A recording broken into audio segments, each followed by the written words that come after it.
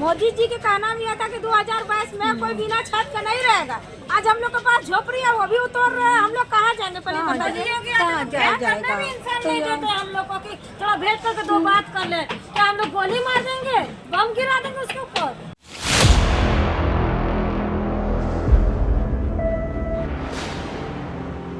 अरे हम लोग इंसान से ही तरह बात करेंगे। मोदी जी देखबे ना करें, हम लोग का तरफ से पर्दा कर देते हैं। इधर का साइड मोदी जी का दिखे ना कि इधर कहाँ रहते हैं। हम लोग का बोर्ड टंगा हुआ है, श्री गंगा कुष्ठ आश्रम पे बोर्ड टंगा हुआ है। मेन रोड पर फेंक देते हैं। हम लोग का बोर्ड टंगा हुआ है, वो भी उधर फेंक देते हैं कि आवे मोदी जी तो बोर्ड ना देखे। हम लोग जाके एप्लीकेशन भी दिए, लेकिन तभी सुनवाई नहीं हुई। शुरू में जब पहले थे योगी जी मुख्यमंत्री, हम लोग डुमरी तक गए थे उनसे भेंट करने के लिए सामना सामनी, तो भी हम लोग नहीं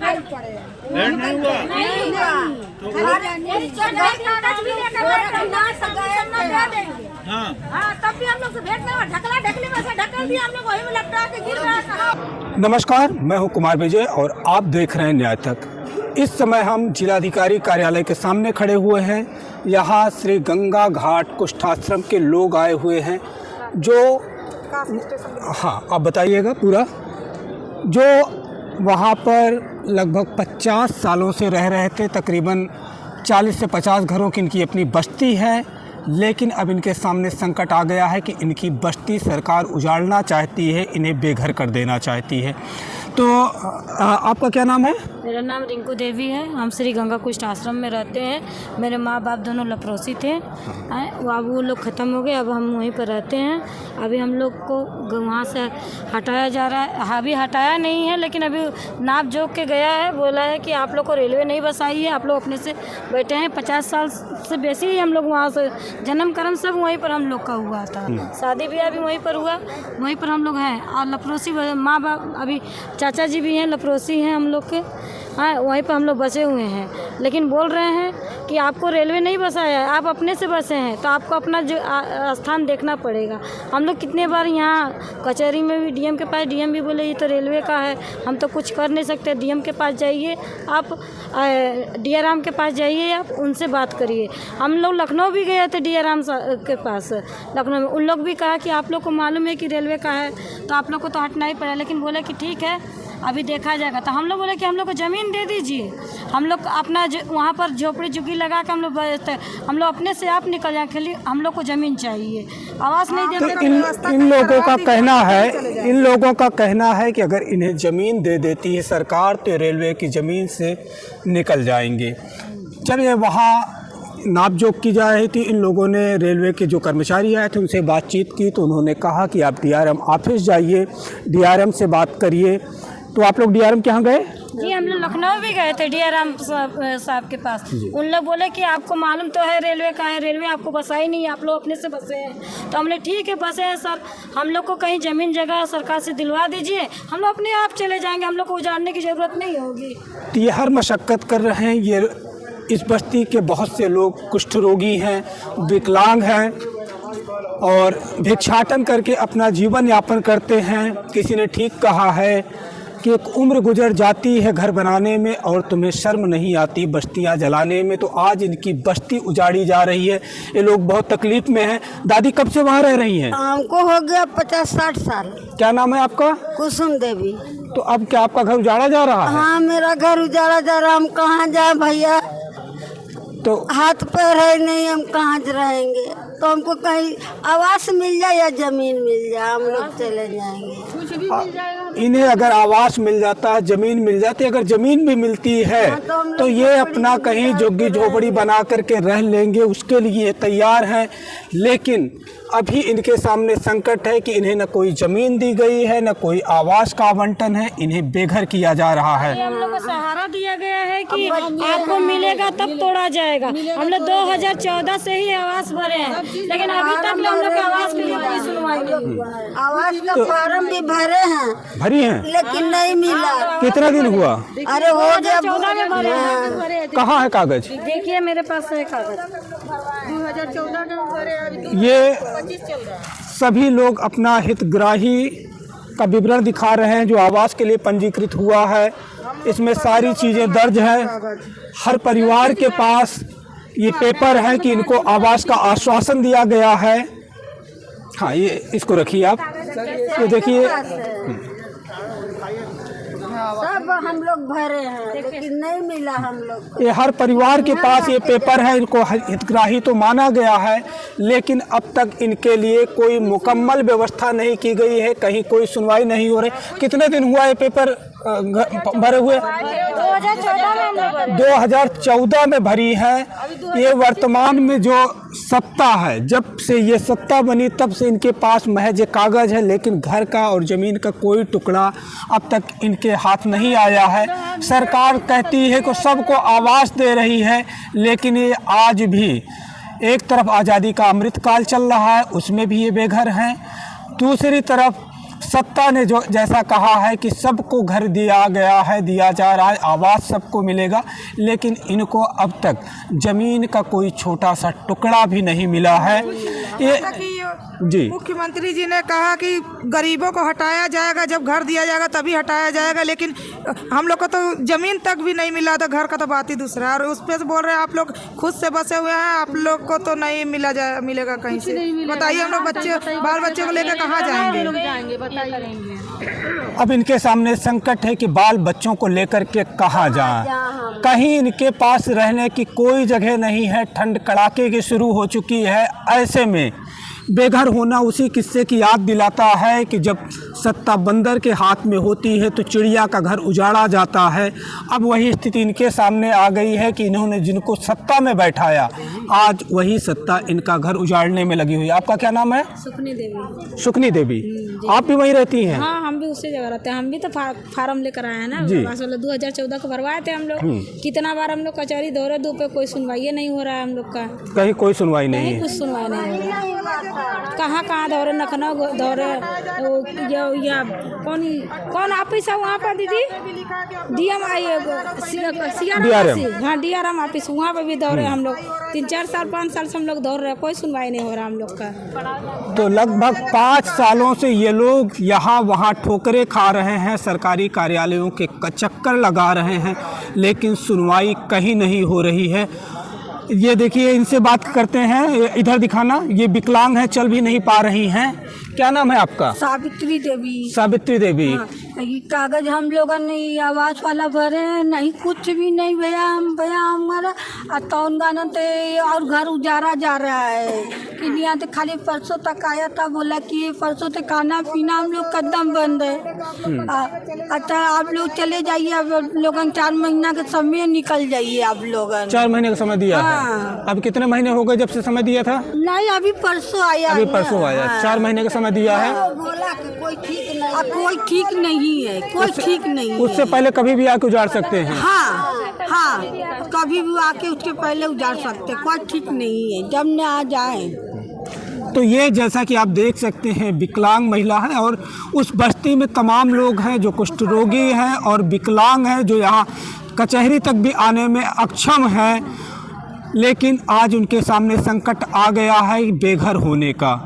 आखिर इस कड़ाके की ठंड में बेघर होकर के कहाँ जाएंगे? इनके सामने सिर्फ खुला आसमान है, ज़मीन का कोई टुकड़ा नहीं है।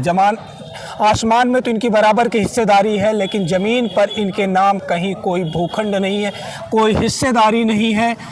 आज़ादी का अमृतकाल का उत्सव सत्ता मना रही है, लेकिन ये एक तबका है, एक समाज का बड़ा हिस्सा है जो आज टुकड़े भर ज़मीन के लिए तरस रहा है और सरकार से मांग कर रहा है कि इनके नाम कहीं कोई ज़मीन का टुकड़ा दे दिया जाए, जहां ये अपनी झुग्गी झोपड़ी डाल करके रह सके।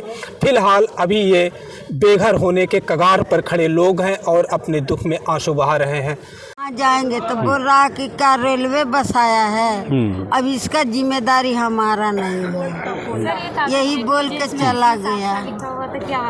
तब से हम लोग परेशान हैं। जिला नगरीय विकास अभिकरण वाराणसी की तरफ से इनको पेपर भी दिया गया था, जिसमें है 2020 का पेपर है, 4 साल बीत चुके हैं। उसमें लिखा हुआ है माननीय प्रधानमंत्री आवास योजना संदर्भ संख्या XYZ के निस्तारण के संबंध में। इन लोगों ने जो अपनी कागजी कार्यवाही की थी उसके उत्तर में इनको कहा गया था कि आपका आवास तब तोड़ा जाएगा जब आपको कोई भूखंड दिया जाएगा, कोई आवास दिया जाएगा। लेकिन 4 साल बीत चुके हैं, एक सिर्फ इंतज़ार कर रहे हैं, अपनी आंसू भरी आंखों से इंतज़ार कर रहे हैं कि कब इनको इनका अपना आवास मिलेगा और उसमें स्थापित होंगे। लेकिन स्थापना तो कहीं हुई नहीं, एक विस्थापन के कगार पर खड़े हैं और आज जिलाधिकारी को अपना ज्ञापन देने आए हुए हैं। इनको नहीं पता कि इनकी सुनवाई अब भी होगी कि नहीं होगी। फिलहाल ये ज़मीन के टुकड़े भर के लिए तरसते हुए लोग हैं और सरकार अमृतकाल मना रही है आज़ादी का। दान देवे तब हम लोग बोलेंगे कि सर हमारे पास नहीं है, रेलवे उजाड़ देगा तो कहाँ जाएंगे, तो कहेंगे अरे उजाड़ेगा तो मिलेगा। अब कोई नहीं, खाली दिल का तसल्ली देते हैं लेकिन कोई देता नहीं है, न कोई कुछ करता। खाली दिल को तसल्ली देते हैं, कोई कुछ देता नहीं। एक माँ की आंखों के आंसू हैं जो बता रहे हैं कि वो अपने बच्चों को लेकर के आखिर कहाँ स्थापित होंगी, कहाँ रहेंगी, किस छत के नीचे अपना सर छुपाएंगी। तो अभी सब बहुत परेशान हैं, इनकी आंखों में आंसू भरे हुए हैं। कोई आप भी वहीं बस्ती के हैं? आप नहीं हैं। हाँ, आप ज़्यादा वहीं रहते हैं? कब से रहते हैं? देखिए इनका पूरा हाथ खराब है, विकलांग है। 50-60 साल से मैं रहते हैं जी, लेकिन कोई सुनवाई नहीं। बार बार 3-4 नोटिस आ गया है तोड़ने के, लेकिन आवास हम लोग बोले कहीं व्यवस्था कर दीजिए, लेकिन कोई व्यवस्था नहीं हो रहा है, नहीं आवास मिल रहा है। कोई हाँ दिखा रहे, देखो रुके दिखा रहे हैं, दिखाइए इनका। देखो पैर पूरा खराब है, ये विकलांग है, चलने में सक्षम नहीं है।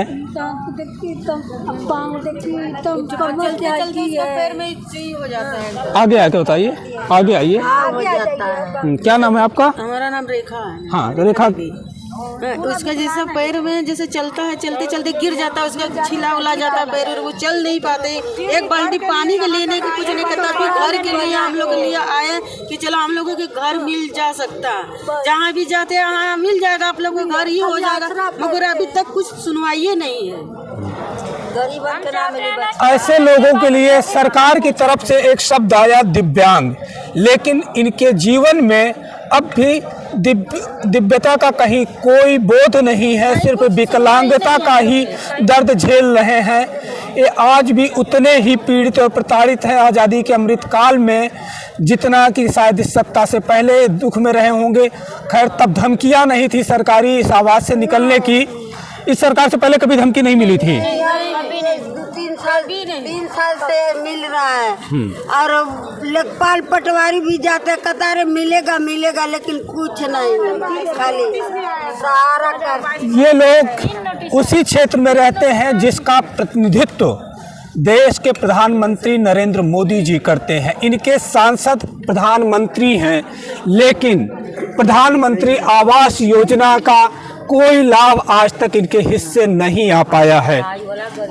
फिलहाल अभी ये न ज़्यादा देर खड़े रह करके बात कर सकते हैं ना चल सकते हैं, बावजूद इसके अपने विकलांग पैरों से ये दौड़ धूप कर रहे हैं, दर दर की ठोकरें खा रहे हैं कि कहीं कोई तो इनकी सुने, कहीं कोई तो इनकी सुने।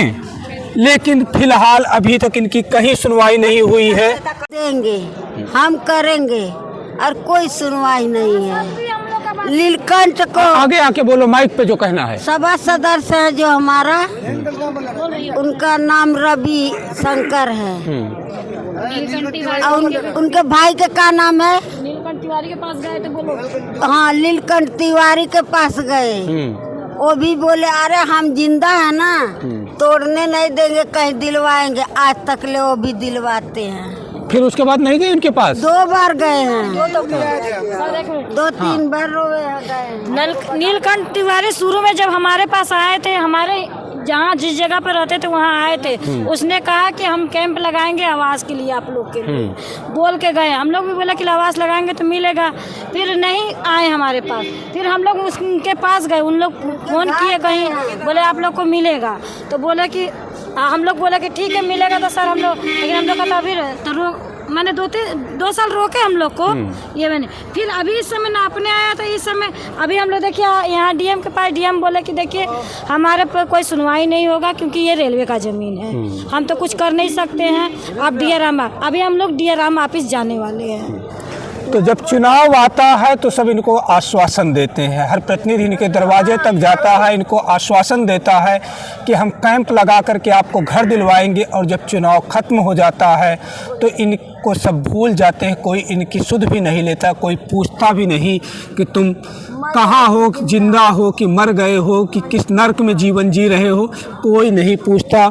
जैसा कि ये बता रहे हैं इनके प्रतिनिधि, ये इन्होंने वोट दे करके जिनको प्रधानमंत्री बनाया, आज पता नहीं वो इनकी सुध लेंगे कि नहीं लेंगे, इनका दुख दर्द सुनेंगे कि नहीं सुनेंगे। जिनको इन्होंने अपना प्रतिनिधि चुना, सांसद बनाया और आज देश के प्रधानमंत्री हैं, जब उनके कार्यालय पर अपना दुख दर्द सुनाने पहुँचे ये लोग, तो वहाँ डंडे फटकार करके, कुछ लोगों की पीठ पे डंडे मार करके वहाँ से खदेड़ दिया गया। फिलहाल अभी ये जिलाधिकारी कार्यालय पर आए हुए हैं कि शायद इनकी बात सुनी जाए। न्याय तक देखने के लिए बहुत बहुत धन्यवाद।